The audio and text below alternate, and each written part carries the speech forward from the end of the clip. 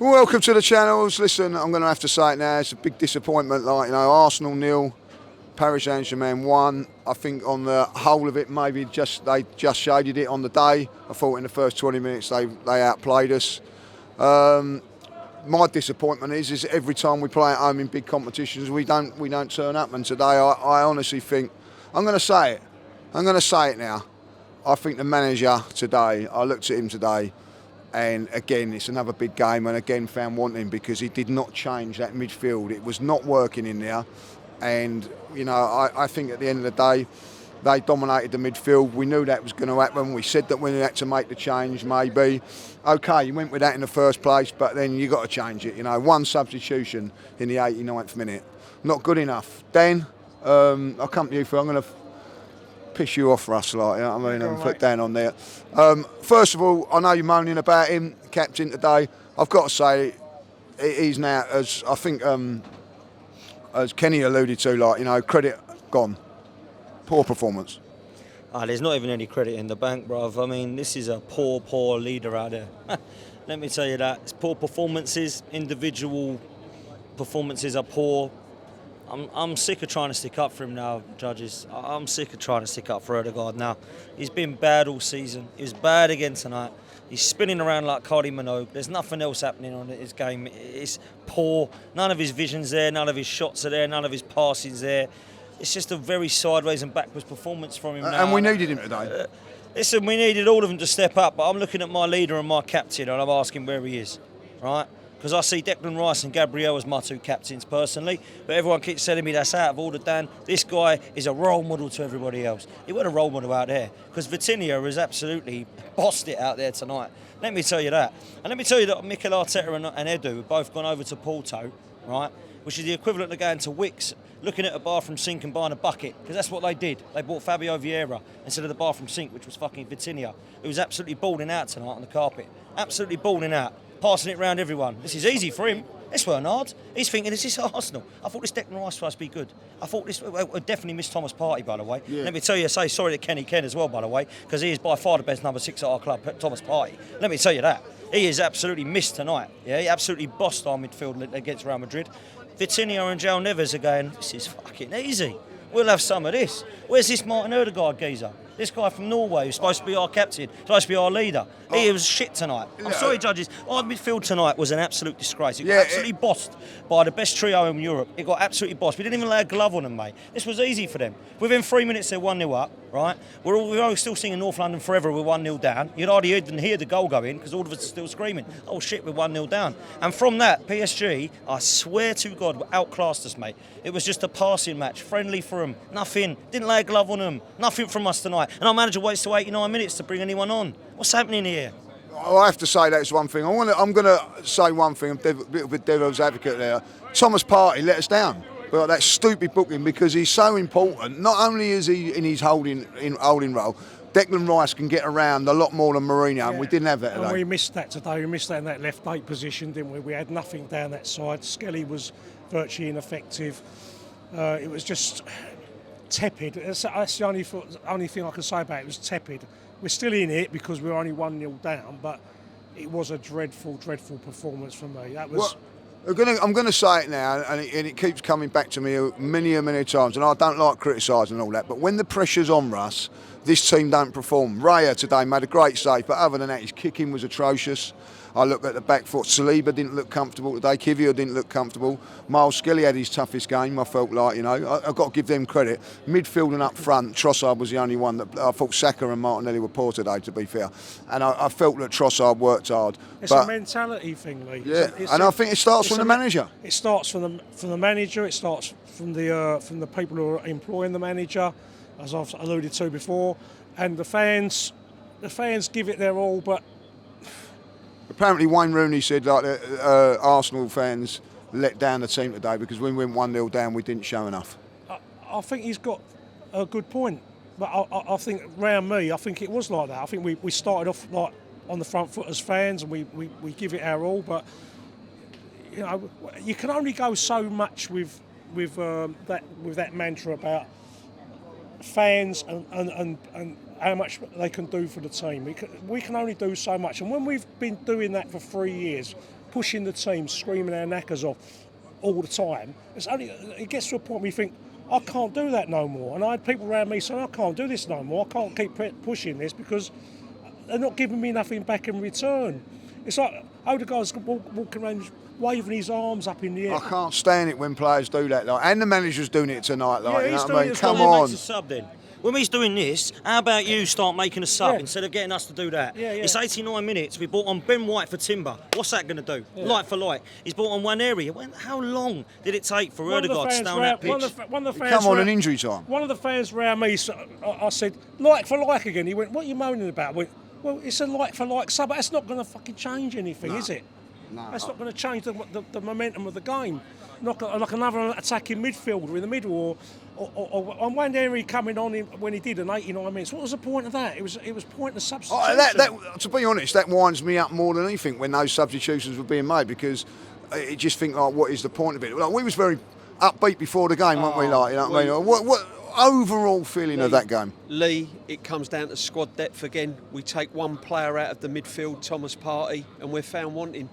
We did have Jorginho out as well. Yeah, I mean, you know, Jorginho's out, but the squad depth ain't big enough, and we've said it all along. It goes back to last summer. We didn't do the right thing. We wasn't prepared for this season. When it comes to the big games, we're found wanting again, Lee, and you know, our captain. You need a captain to step up on big occasions, and once again, he's hiding. He's hiding, and it's just not good enough. Well, it does say a lot when your captain is being taken off. You know, you're 1-0 down, 10 minutes to go, and he's being taken off. That ain't a good sign, is it? It's not, Lee. And the thing is, if you look at the captain's record, I think he's been taken off over 58, 59 times in his career at Arsenal. You know, I don't remember Patrick Vieira and Tony Adams being substituting so many times as a captain. But again, you know, the chances we had, there's no striker to bury out. And this is what the club failed on. And when it comes to big games like this, you need a big squad. And the manager hasn't got a plan B. He sticks to the same structure. He's made the substitutions too late. And I'm sorry, Lee, but if he doesn't get us over the line in this occasion, I'm sorry, I think it's time to seriously look at changing, because I've had enough of it now. I've had enough of coming to bridesmaid. I've had enough of bottling big games. This is no different to what we saw against Man United in the FA Cup. This is no different to what we saw against Newcastle in the Carabao Cup. And we're back here again. We're back to square one. And I'm sick and tired of it, because it's all right saying the fans didn't get behind the team when we went 1-0 down. You know, at the end of the day, the fans have had enough. We've had enough of it. We're sick and tired of it, Lee. I'm really, really flat tonight. All right, it's only 1-0. We can still go there and maybe get the job done, but again, you know, we've missed a massive opportunity.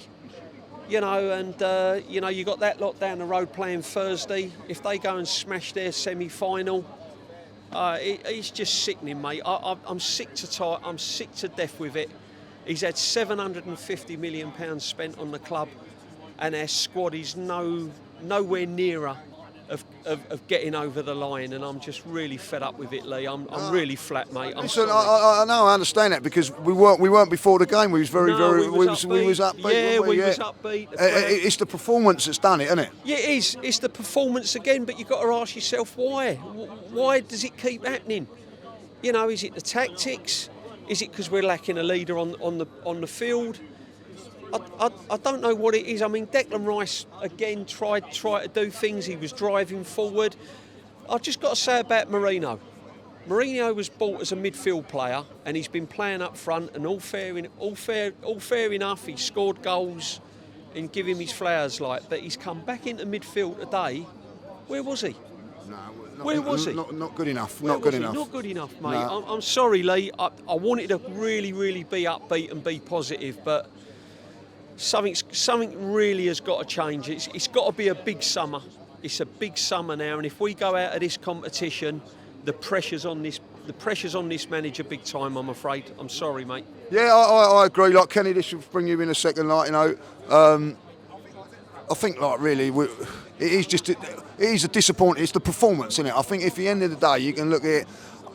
Listen, I'll back up the fans. You know, we went 1-0 down after 3 minutes. We were still going. It was probably like 60, 70 minutes that we went quiet. But it's the performance, wasn't it? Oh, the performance, we panicked in the first 3 minutes. After we scored, we went in a panic mode. All the things, the bad habits that have cost us in the league, they were on show for the first 15 minutes of the game. And I think PSG missed a trick. They probably could have gone another goal in. But what we did, they should have scored at the end. Yeah, should have scored. But we dug in. And let's not forget we had some chances. Martinelli has to put that away. It's Europe, against a good team. It's, saved by Donnarumma, and then Saka gets to the game, puts that cross in. Then I suppose disallowed goal. But again, people who watch it on TV have a better vantage point that if it's offside, it's offside. But that killed us. That killed the momentum of the game. And I think PSG are more comfortable. You have to look at the man of the match, and it'll be PSG players. You have to look at Fabian Ruiz. Fabian Ruiz cleared everything up, and he never gave away possession. I thought Hakimi looked comfortable. I thought Mendes looked comfortable, and obviously Vitinha looked really good. But the fact is that again our lack of options on the bench meant that players who are not fully fit are running the ground like Saka. But conversation has to be had by the captain, because the fact is there's a lot of people look at his stats and then give him credit on the back for what he did last season before. But this is a bridge too far now. That performance is just. We carried him in the last 2 games against Real Madrid, but today, when you need your captain, when you know your best midfielder isn't going to play, you need more from your captain. You need more. That's a great point. That's a great point. It's not just you need creativity. You need some sort of leadership. You can't have a youngster like Declan Rice being your leader. Like we were looking at Declan Rice to try and put some lead in our pencil, and he did try when he had that cross for the disallowed goal, and obviously he made that run on Trossard. It was unlucky. That was a great save. It's a great save, but all in all, that's European football. We always thought that this competition was going to be a lot different in terms of how we were playing in the league. But if you bring your bad habits that you accumulate in the league, eventually against good teams, and you bring them, it's going to come into Europe. And today we brought a lot of our bad habits into the day, and it's a very good team. PSG learnt from the performance that they displayed in September when we beat them 2-0. We haven't learned anything. We badly missed Thomas Partey, but we've got to learn to play about your best players. And right now, it's that top teams still perform without their best players. They still perform without their best players in region. We have just shown that there's still a lot of work to do. That we're still as far away as possible from winning silverware, because a game like this, where you're at home, 60,000 fans, you're beating Real Madrid, and you don't lay in a glove against a team that a lot of people think are inferior to Real Madrid, although by performance this team is level by Real Madrid. Well, I don't think we performed anywhere near where we performed against Real Madrid, if I'll be honest. Cheers, Kenny boy.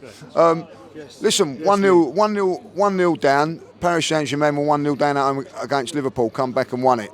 So let's try and put a bit of a positive spin on it. We still ain't. Firstly, let me talk about the fans. I ain't having that one bit. Because we went 1-0 down, and where I was sitting, we all got I up. agree. And we all cheered. I ain't having that for 1 second. You can't be blaming the fans. Like you said, you give it all this, you give it all that, do it on the pitch. The performance was flat. Now, I'm known as Positive Dan. People know me as Positive Dan. I sit there and argue with my mates about Martinelli, and I back him up. About Odegaard, and I back him up. And mainly about Mikel Arteta. But today, honestly... All three failed. All 3 failed.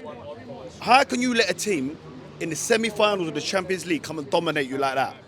You can't let a team come and have all the possession. We just let them have all the ball. Yeah. For 35 minutes, and then for 10 minutes, we were good.